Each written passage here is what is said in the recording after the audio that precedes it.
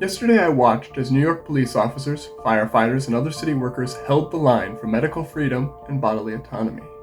I want to thank you for being brave. Thank you for being among the first to stand for freedom, and once again being the front line. Only this time, the front line is not rushing to the flames or stopping a robbery. It is defending the people's right to choose what happens to their own bodies. I want to reach out to those police officers, firefighters, city workers, pilots, and educators in New York and across America. If you are not standing with your fellows, if you are sitting at the side thinking this has nothing to do with me, I'm vaccinated, I'm okay, history says otherwise. When our founders came up with the idea for our great nation, I believe they thought a lot about the history of this world in relation to freedom. When were people free? Now that we've won our independence, how do we keep from losing it? They looked to the past to protect our future, creating a document to protect our liberty, the God-given rights to all people. The only way it could fail is if Americans gave it away. How quickly we forget the past.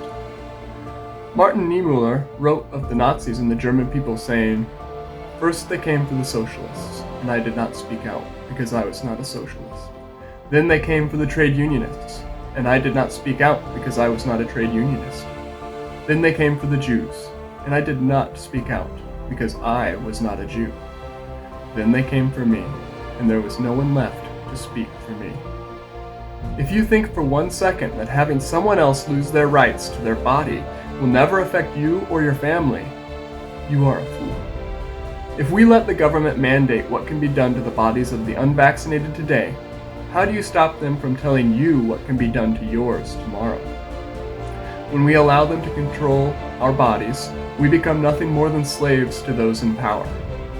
If we do not hold the line, they will tell us how many kids we can have, if you can even have children, what medical treatments you can have, and God only knows what else. God help us if someone gets into power who decides they no longer want a certain type of person, or that maybe women should be sterile.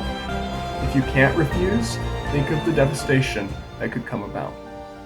That is why today I am asking every police officer, every firefighter, every city worker, every healthcare worker, anyone under the threat of forced injections, stand with your brothers and sisters. Stand for freedom. Stand for the rights to our own bodies. Join those who have decided to hold the line and saying, "You will not tell me what can be done to my own body."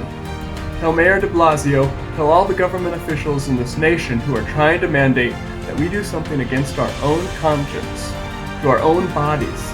Tell them that if they do not end the mandates, if one single person is fired due to their choice regarding bodily autonomy, then every single police officer, every single firefighter, every single healthcare worker will stand in solidarity, immediately stepping down and resigning until the mandates are lifted, and those who have been fired are reinstated.